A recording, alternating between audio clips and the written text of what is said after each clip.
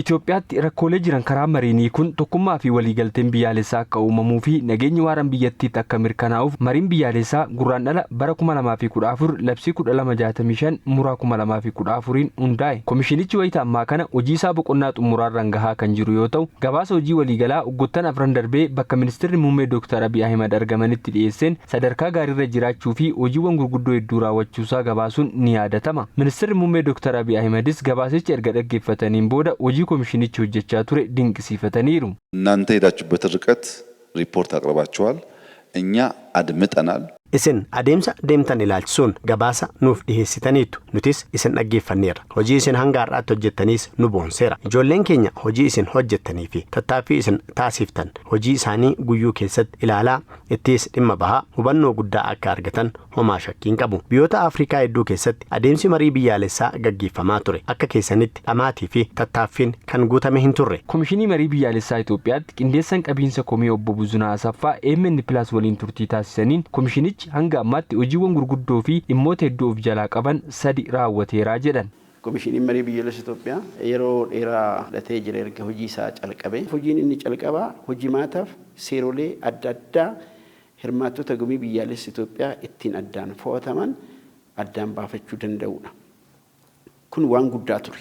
Lammaffaan akkaataa kanaan erga hojjetame booda qaamolee adda addaarraa hirmaattota gumii biyyaalessaa Itoophiyaa irratti hirmaatan filachisiisudha. Maalinni ajandooleen gurguddoon akka biyyaatti irratti waliigaluu dadhabnee fi sababni akka biyyaatti irratti waliigaluu dadhabnes maalinni kan jedhu sababa isaatiif ajandaa akka biyyaatti irratti mari'atuu qaba jedhamee yaadamu ajandaan kennamee jira. Kuni isa guddaaf isa sadaffaadha.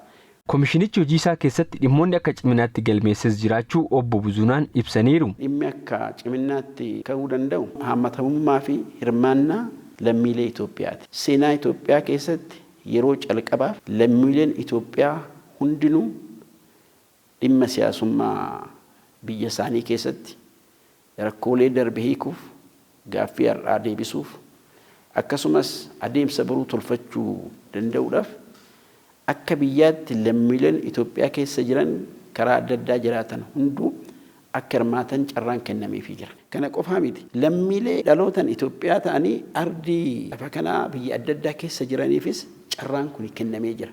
Ciminni lammaffaa ka'uu danda'u rakkoon nageenya wal qabatu iddoo tokko tokkotti biyya keenya keessa jiraatus bakkuma rakkoon nageenya wal qabatu kanattis qaaman argamuu dabalatee komishiniin kun hojjetee hojii isaa milkeessuu danda'ee jira. Komishinichi yeroo isaaf keessatti hojiiwwan isaa handhuguggee xumuruuf amantaa kan qaban ta'us obbo Buzunaan dubbataniiru. Komishiniin marii biyyaalessaa Itoophiyaa hojiilee gurguddoo 3tu isaaf ajandaa mariif bocame qulqulleessuun fi uummataaf ifa godhuun haala mijeessuu filachiisuu leenjisuu fi hojiitti bobbaasuun sadaffaaf inni dhuma bakka bu'oota hawaasni fi qaamoleen adda addaa filatan sana waamuudhaan gumii marii biyyaalessaa Itoophiyaa calqabsiisudha. Yeroon komishinii kana kenname ji'oota muraasa ta'e dhimmooleen kunis ji'ootaa fi kana keessatti milkaa'uu kan danda'an akka ta'e komishiniin kun ni amana. Dhumarrattis obbo Buzunaan qaamolee adeemsa mariin biyyaalessaa hanga har'aatti ture keessatti shoora isaanii bahan galateeffachuun hanga hojiin komishinii kanaa goolaba argatuttis deeggarsa isaanii akka itti fufan amaniiru.